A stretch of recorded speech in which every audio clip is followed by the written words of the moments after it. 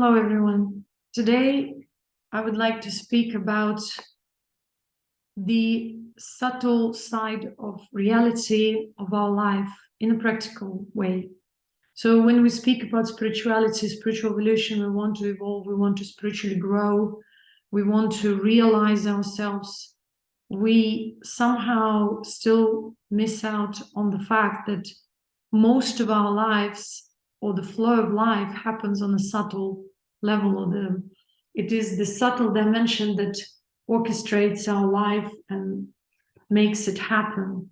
So whether it's about spirituality or relationships or financial side, whatever we experience in life is the emanation of our own being.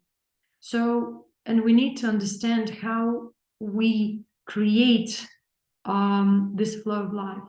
This flow of life, for most of the people, appears as a karmic flow where during their incarnation or embodiment, they experience certain flow of events. It's a manifestation from within, but they don't have that awareness to register that it happens from within. When we speak in terms of relationships, a lot of people nowadays suffer in unhealthy relationships, toxicity, relationship toxicity. People suffer diseases and problems, financial issues and stuff like that. And yet they cannot see the reasons behind these so-called suffering. The suffering is within, it's on a subtle level. When we say that we relate to something or someone, how do we relate? We relate to an energy. So if we look from a spiritual standpoint, everything is a certain frequency of energy. And so when we are in a relationship with someone and we like them, we want our relationship to work out. But why doesn't it work out? And it's because you don't relate to that beautiful face or beautiful hair or beautiful skin. You actually relate to an energetic imprint, to a certain energy frequency. And you are also a certain energetic imprint. And so when you connect to someone, you relate to their energy. And if your frequency and their frequency mismatch, even though you like each other and admire and kind of hypothetically, mentally want this to work out, it won't work out because the frequency of your being and the frequency of their being are mismatched, and you will repel each other eventually. And even though you can try to match it through communication and some sort of adjustments, there still will be differences in energy flow or in the way you relate to each other until you grind yourselves up and somewhat try to adjust your frequencies. Sometimes it never happens. And when people say they chose a different path, it is because they remained on a certain frequency. If you, let's say, went further, or maybe you went into a different direction, it means you were attracted to some kind of a different frequency or flow of being, which did not resonate with theirs. Then we have to understand that we are always our own subject. And no matter how we try to relate to other people, we will always remain who we are as an energetic imprint. And our soul will be pushing us to a direction that it needs for its growth. Sometimes a soul doesn't wish to grow in that kind of an intense way as other people grow, or vice versa. And so there will be energetic mismatch. People look at the external side of life, and this makes them limited and makes them very often to take things personally, because they can't understand that nothing is really personal here. It's all just either an energetic match or mismatch. A lot of times people suffer mental issues, emotional mental imbalances, it's because something is attached, either as a result of the actions by their relatives, bloodlines, ancestors, and it confuses them, misleads them. These attachments are of karmic nature. We're living in this day and age which is the day and age of karmic payback. We see the residue of the collective just before our eyes. It's constantly there, emanating, and we're living it. So in order to evolve, we need to understand all these aspects on a subtle level and how they operate. Other people's thoughts, other people's emotions affect our being, or have a potential to affect, because these energy flows are directed towards us. They may be directed towards our physical being, but it is the idea of us existing in someone else's space of consciousness that creates the connection. And if we have the same idea, we remember their existence, there is a link. So when people speak about spiritual connections, or they become sometimes a victim of someone's spiritual manipulations, they have to realize that your space of consciousness, original space, the natural being, is free from thoughts and emotions. It's thoughtless and emotionless. It's a pure bliss. It's a pure awareness, which doesn't have the residue, the karmic residue. But once the karmic residue arises, as I call it, undercurrent, it arises because you have a connection with it in the collective, within the collective. And you may say on a physical level, it looks like you have connection with some people or ideas, ideologies. On a subtle level, you keep them in your space of consciousness through your memory. They are energy. And you, by remembering them, even on the physical level, actually connect to their energetic imprint. And their energetic imprint, having its own attachments and corruption, has an access to your energetic imprint. So that's how it works. And so when we want to spiritually evolve, we have to understand all these processes of how we are subjected consciously, unconsciously, to the manipulation of energy within the collective, and how we can prevent it and become our own entity, our spiritual being. Yes, to raise vibration is easily said, but very difficult, or hardly ever done by anyone, because everyone thinks that it's a normality to have a lot of thoughts, a lot of emotions, to feed different ideas that arise in the space of consciousness, when in reality it's an unhealthy or delusional, in other words, state of mind consciousness. That kind of mind consciousness is vulnerable to the collective residue. And so when we are truly on the spiritual journey, we have to realize that we have to master our space of consciousness. To raise vibration means that we stay thoughtless and emotionless. It doesn't mean that you can control emotions. You have to refine them, because by controlling and suppressing, you're not reaching anywhere. On the contrary, you're creating slow time bomb where eventually it will explode. And so a lot of people suppress their emotions, and then they lose their minds, become delusional, because at some point it just all comes to the surface. So in order to proceed with true self-refinement and true spiritual evolution, we need to come back to the point of here and now and become realistic instead of being idealistic or delusional. And realistic meaning we realize that the space of consciousness is clear, is clarity itself, it's peace, it's tranquility, it's the action in potentiality, but in fact it is peace, it is the being. And so when we have that reference point as the original standard or natural being, we can then realize what the self-cultivation, self-refinement are. And so we start working with the subtle aspects of ourselves. So we start observing ourselves, we start recognizing those patterns, discerning the the direction of those patterns, impulses, obsessive, waves and currents which arise from the space of consciousness, and we stop considering them as our true self, because a delusional and unhealthy mind cannot discern and differentiate, because it considers every impulse as oneself. The healthy mind, or the mind that has awakened to oneself, recognizes the pure space of being consciousness as oneself.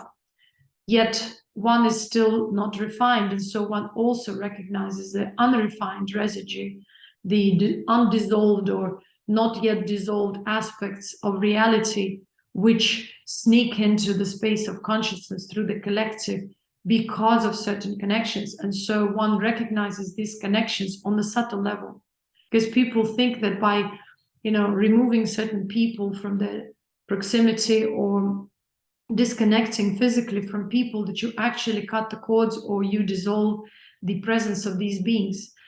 Unfortunately, it's not the reality, because you cannot dissolve the energetic imprints of these people, because these imprints exist within your consciousness as certain archetypical or archetypes, archetypical energies, which are difficult to dissolve. And you have to come to this realization where you recognize these imprints as not yourself. As long as your self-identity is wrapped up in these imprints, you are not refining and not healing yourself.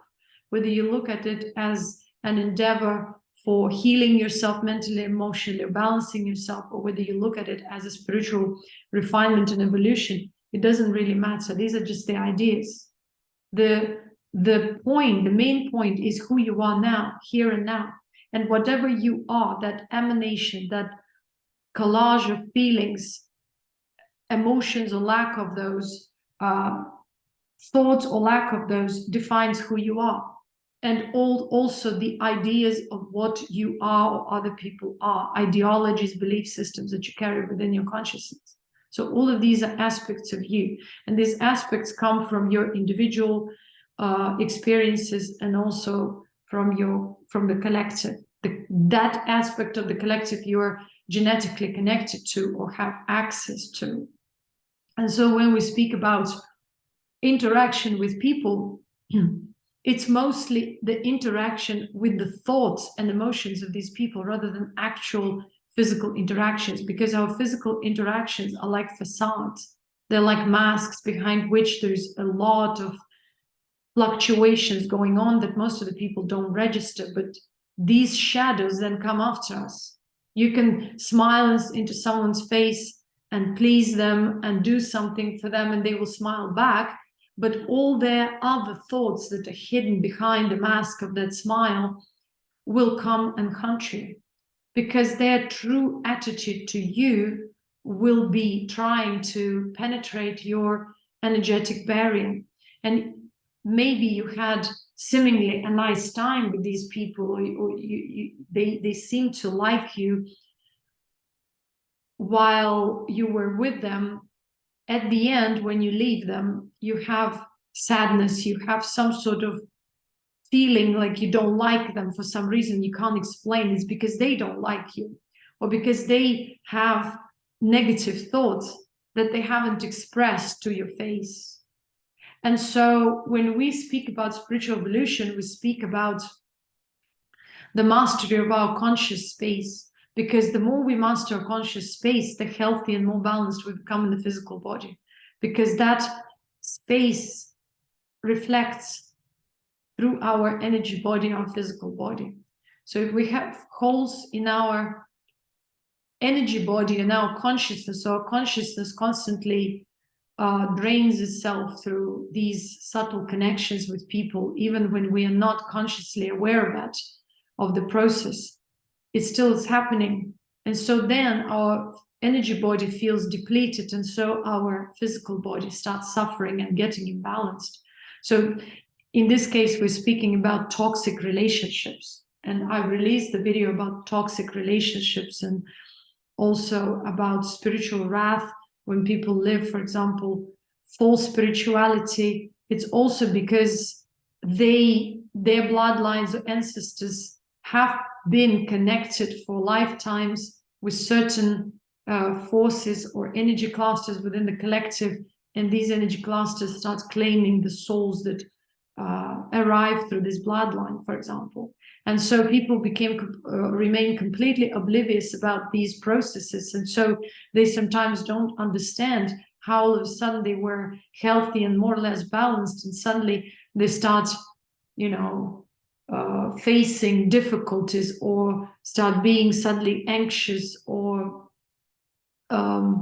start having mental issues, because this is the age when these karmic paybacks start playing role in their lives. When the time comes, they have to become aware of this situation, and many times they just lose their mental health or emotional balance because it's a part of their destiny and part of their karmic payback.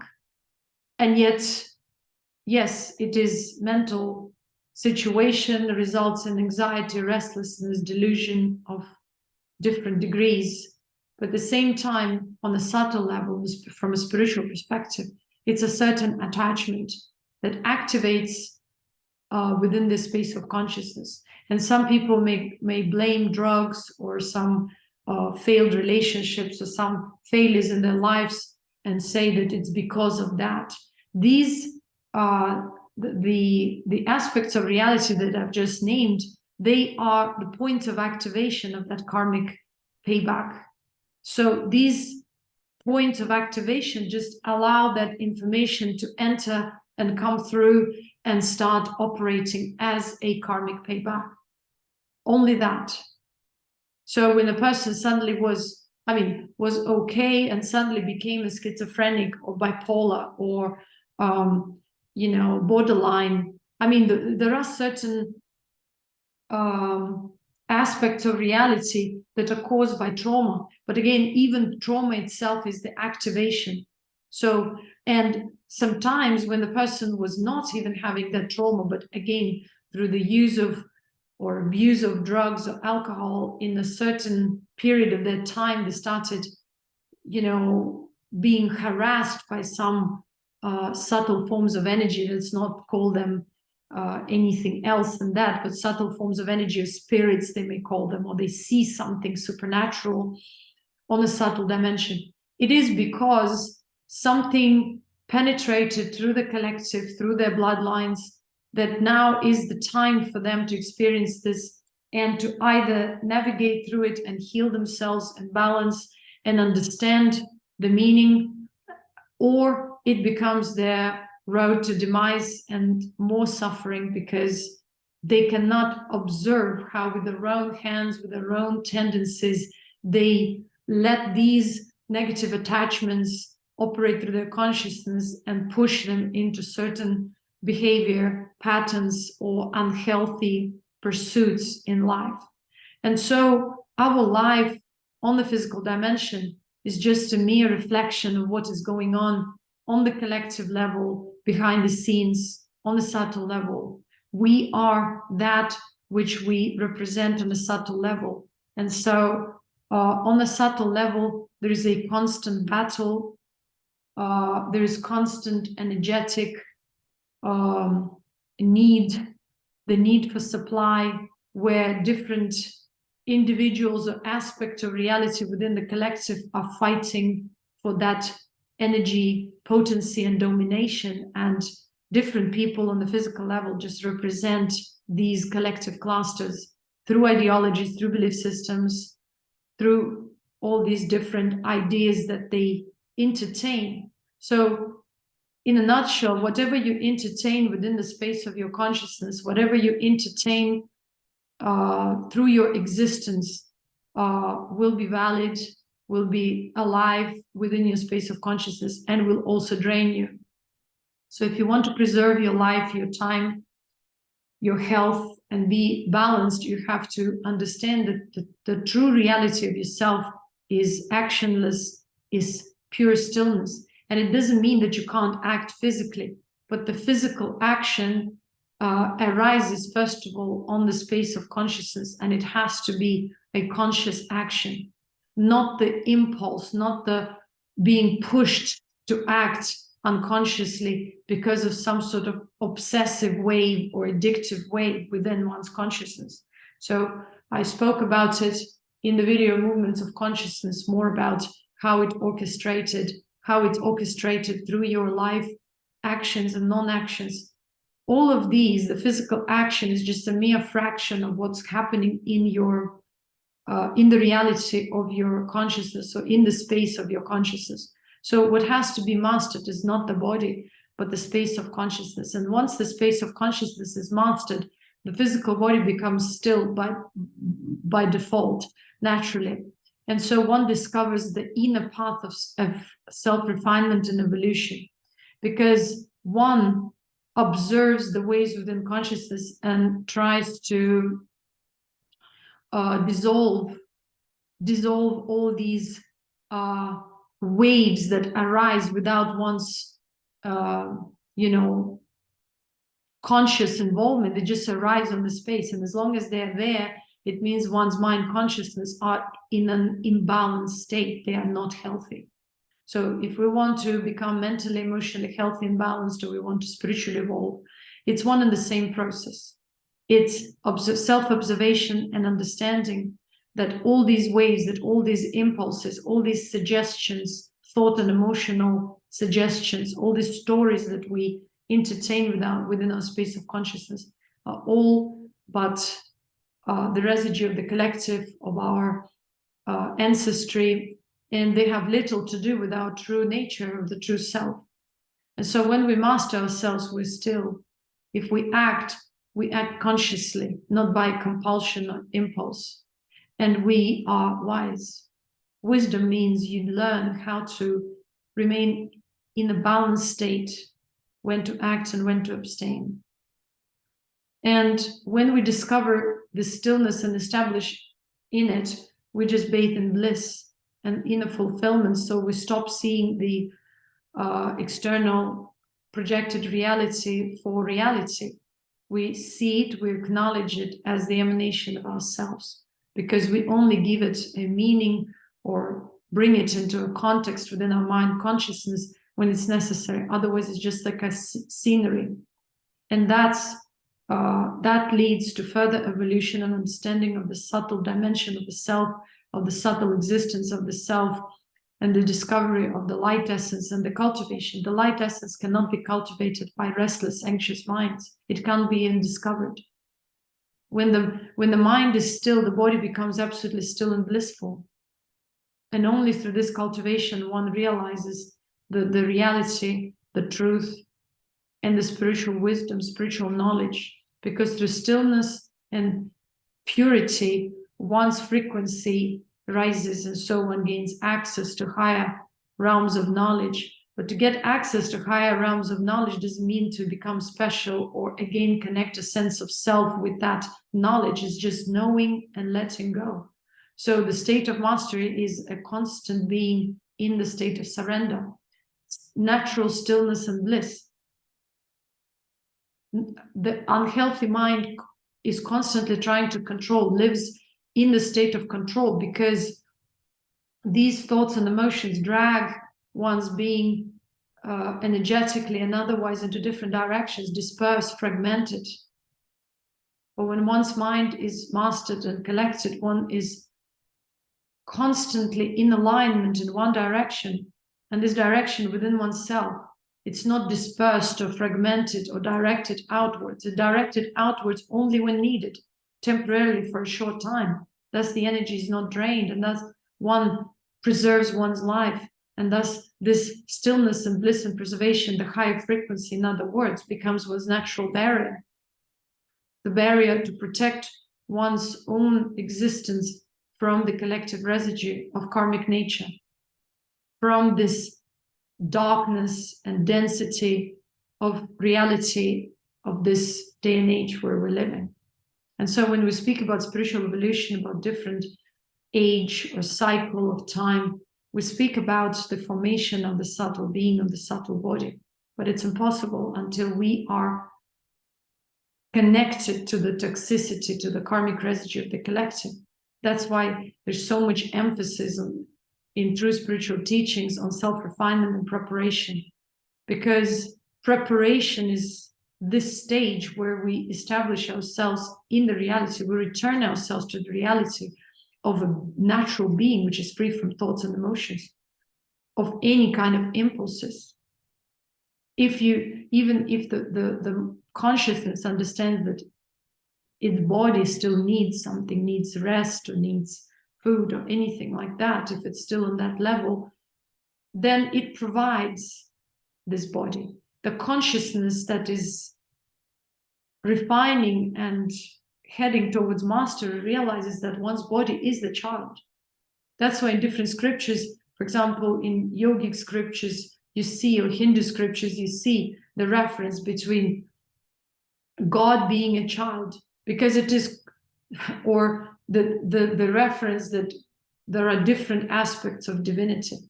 It has to be understood that our consciousness, when we are realigned with the higher consciousness, we return home.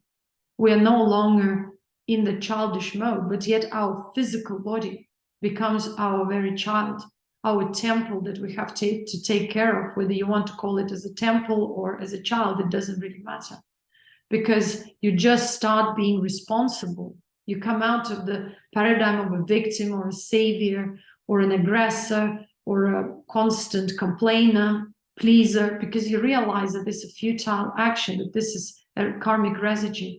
And you come to the point where you become responsible for your life. You settle into stillness and bliss and blissful being, and you just live from there, taking care of your body in a basic sense, accepting the reality, accepting discipline and routine. Without trying to change anything, the change happens anyways. Without trying to affect the reality is happening. Without trying to control others, you master yourself.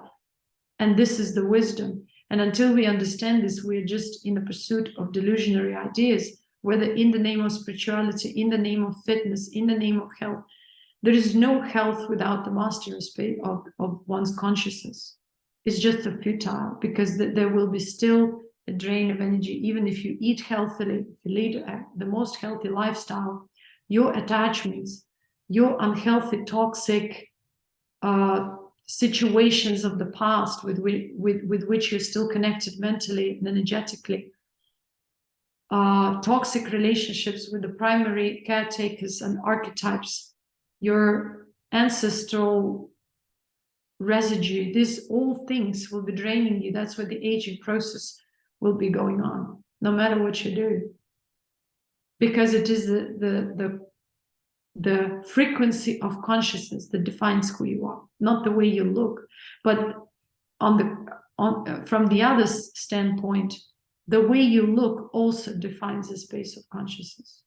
So the fact that we're aging is not natural, yet we accepted it for the natural being. And we're trying to find solutions chemically or using some science, again, which is subjected to this dimension. We can't understand it.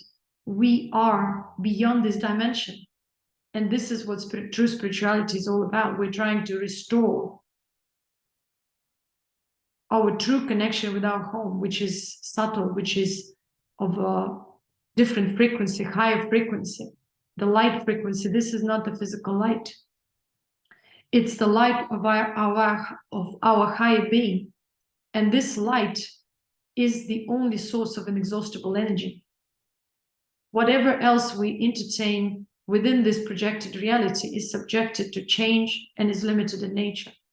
And the body, if not connected to the higher power consciously, will always be draining itself and losing energy, and eventually will go back to the elements of the earth.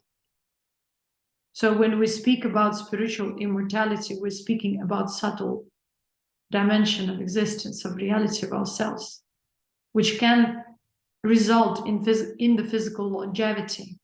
But sooner or later, the purpose will be revealed, and the purpose, the spiritual purpose, is to return home, to continue evolution on a subtle level, because this physical existence is but transitory. Thank you very much. for your attention. If you like, subscribe, comment all your questions. I appreciate it, and contemplate. Bye.